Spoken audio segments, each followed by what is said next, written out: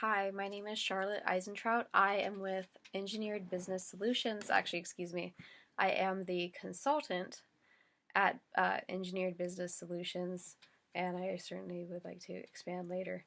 But at any rate, I am the consultant at Engineered Business Solutions. What it is that we do is that we do leadership, transformative leadership consulting for business owners and business leaders.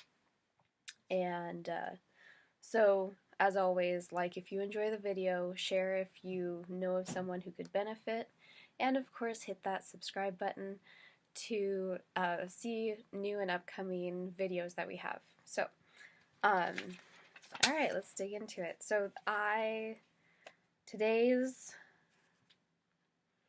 okay, what is it called? Today's subject is why business owners need the skill of leadership. So, first of all, think of it logically. Okay, so think of a pyramid, and the person who created the the product, the brand, the concept, or the teacher, the skill. Imagine you're at the top of a pyramid. No matter what, you even if you remove yourself from management, you're still in a leadership position because people still see you as like the wise owl or the person who knows what they're talking about. They have the knowledge, the skill, the original idea, and while as a team we all come together to create something really amazing, we still nonetheless influence the people who are around us, both as leaders and as followers. So I speak from a place of both leadership and followership. I was just always very observant of social behaviors and very highly intuitive, very sensitive to what's going on socially, and I've utilized the engineering method of analysis ever since I was about 15 because my parents were engineers. They taught me how to look at life and find solutions. So, number one, oh no, okay. This, by the way, just so you know, this is my notes. I just came up with it based on my own experience, and I'm going to say what it is, and then I'm going to just sort of elaborate on it a little bit, just off the top of my head. Okay, so number one, why business owners need the skill of leadership. Even if you only interact with one subordinate each day, you still influence them in how they will lead their team, ultimately your team, because they're part of the system, they're part of your business. Number two, anytime you interact with someone in the company as a business owner, just simply like as a business owner, as the founder, right? There's a certain amount of power there, even if just a name, right? Because you are seen as the knowledgeable one. Now, whether anyway, okay. Anytime you interact with someone in the company as business owner, you are their leader because they see you as the competent person who. It's really just the competent person, like not always necessarily like the good manager. Oftentimes, successful. Like every business, pretty much like every leadership that has been successful that I've seen always has a number two and a number three like leader kind of thing. You always like talk about the mentors, but they're still there because that's a part of being that support, and a part of the support of running a country. Like you can't just have one person do all of the work. Even in a dictatorship, there's at least a mentor or at least someone who is guiding, obtaining knowledge, By the way, this is Deathpool, and he's about to eat um, a pecan pie. So, and I really like Deadpool, and so then I changed around my. Anyway, number 3. Business owners have influence over the entire inner workings of the company, including culture, product, marketing, and sales. So, and that's especially from a social standpoint. Like when you have dedicated employees or enthusiastic employees or happy employees, that makes a big difference in how then the customer views you, in how you market, in how you do things as a part of a business that makes you unique, right? Because what makes you unique is also a part of what your employees will ultimately show. If you don't like coming to work every day, and or you're angry every day or whatever, or you can come to work in your business, or you're stressed out or you're anxious, people pick up on that. And as a leader, it's important to know how to regulate your emotions, even when there is chaos, so that then you can stay in a logical mindset. But then there's also that level of also being able to be just empathetic and there for people and validating blah blah blah blah validating all that really good vulnerability stuff. Number 4. As a business owner, isolation from your employees or your subordinates does not make you stronger. It weakens you. So when you're a business owner and when you're a leader, isolation from the rest of the group is a huge, it's self-sabotage. I don't know that I really like using that word in this context, but it is something that doesn't work for you, because the more that you understand, you have to have a balance between looking over your employees, looking over your subordinates, and between just leaving them alone, right?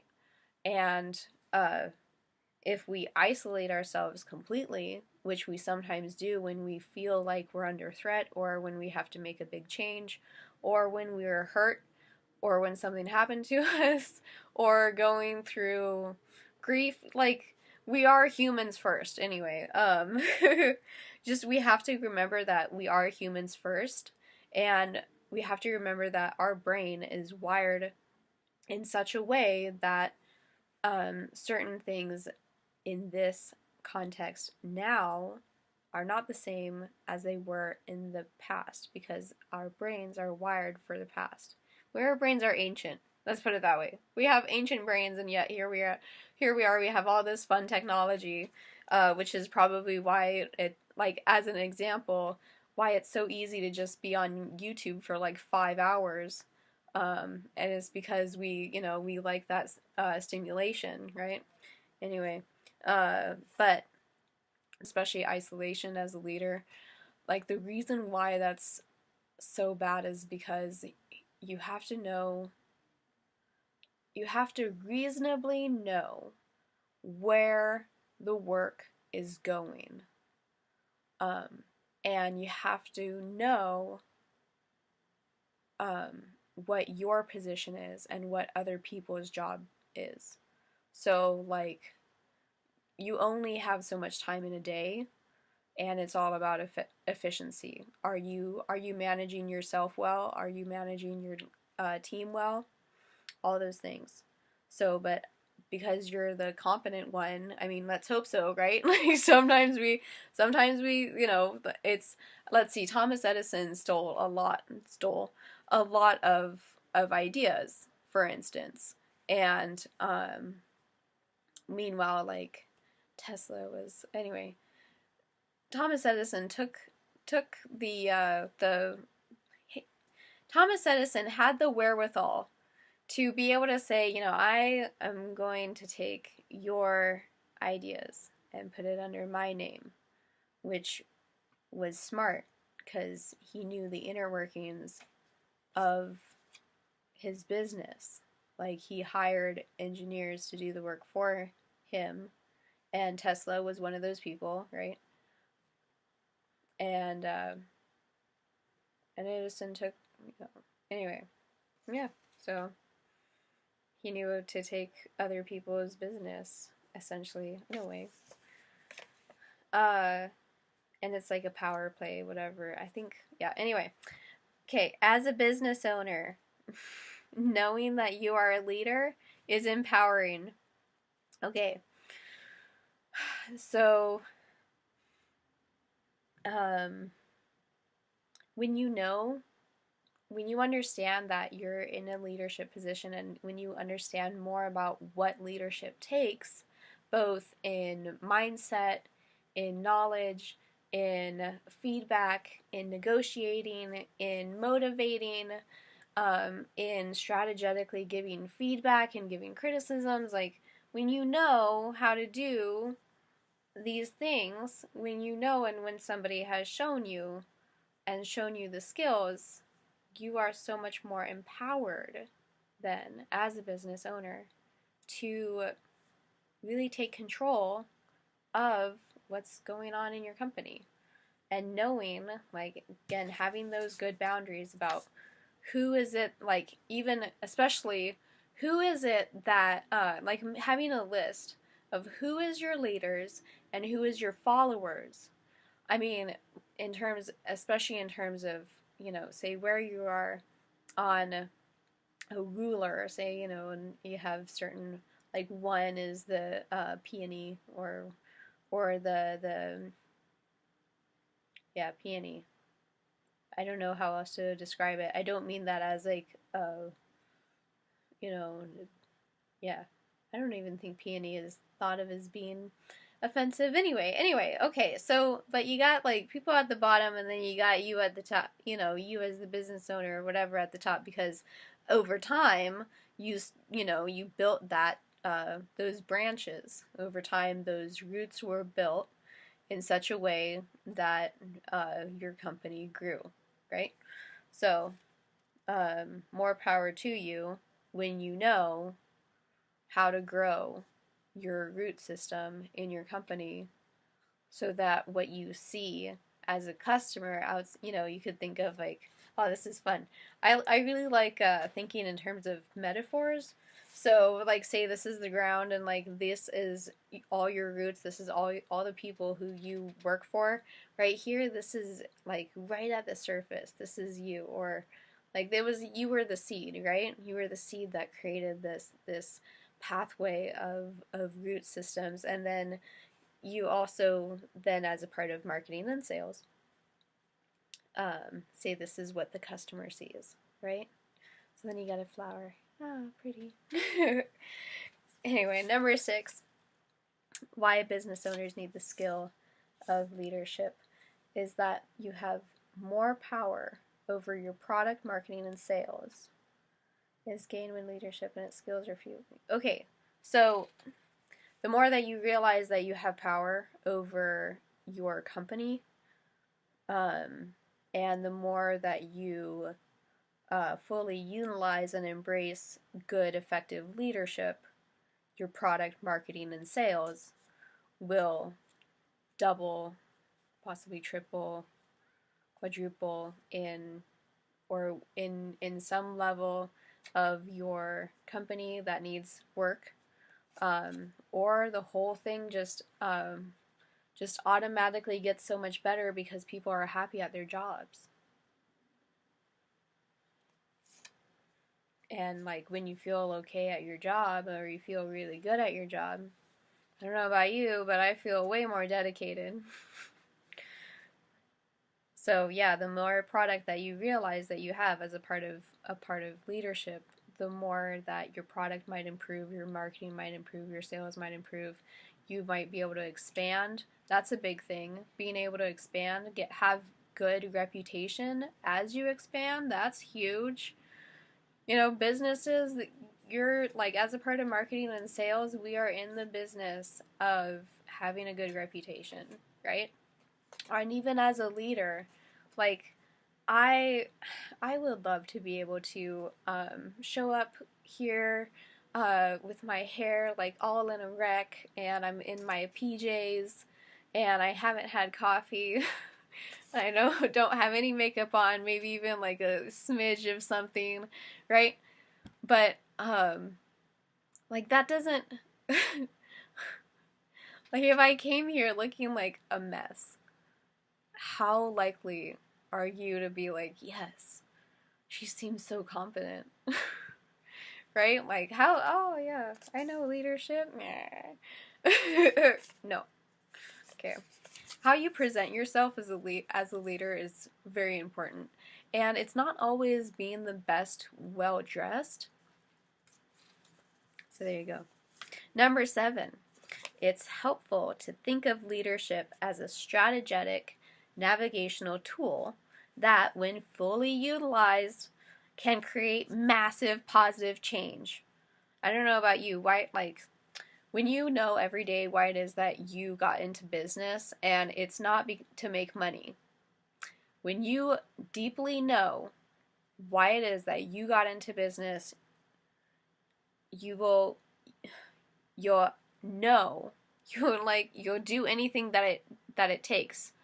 When you know, when you've stepped into your dream, when you've stepped into your dream of where you want your business to be, and you have that heart that says, no matter what, come rain, shine, rain, hail, stormy, whatever, like lack of money, lack of economy, lack of thought, lack of mindset, when you are dedicated to your business because you know why, you'll do anything that it takes.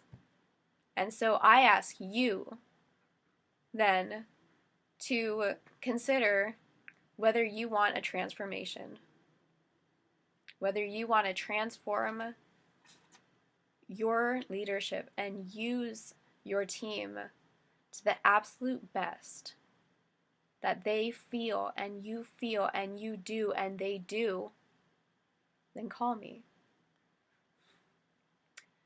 And definitely check out ebsarizona.com for more information about how it is that we can help you. We have courses, upcoming courses, I'm super excited. But then I'm also doing a bunch of YouTube videos too, so anyway, check out EBS. We have one-on-one services, and then we also, as a part of some of our extras, we also work with you in terms of business solutions. So we utilize our background in engineering to help you come up with very simple, easy to use, cheap, efficient solutions for your business. And we use all kinds of fun ways of thinking about life. And we do the same thing in leadership, actually. Like, it's social engineering, essentially. That's the best way to kind of describe that. So, anyway. But it is, so when you think of the leadership as a strategic navigational tool, you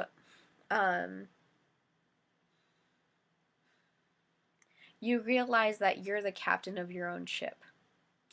And when you realize that you're the captain of your own ship and you can turn your boat whichever way you want as a part of your business, and that you know that you have that control and you step into that control as a leader, you create massive amounts of change. People don't follow you because you wear nice clothes. It's because of how you make them feel. And when you have followers who know that you're in their corner no matter what happens, not only do you have a lifetime of friendship, but you also create a bond that is very difficult to be destroyed. And that's just the tip of the iceberg. Okay, number 8 by positioning alone, business owners are leaders, even when they hire other leaders. By positioning are alone. So when you first start out, like maybe you have a team of like 3 or 4, and there's different levels that you've all sort of like played around with the with the concept of power, and maybe it's like this, like everybody is pretty on the same page, or what often and there's like, say what often happens is like, say for 4 people, you even within those 4 people you have a leader that's like the motivator, and then you have the manager. And the leader and the manager, like the manager is almost like the go-between between the leader and like all the rest of the people. Like when it works out well, it can work out really, really well. And when it works out poorly, oh boy.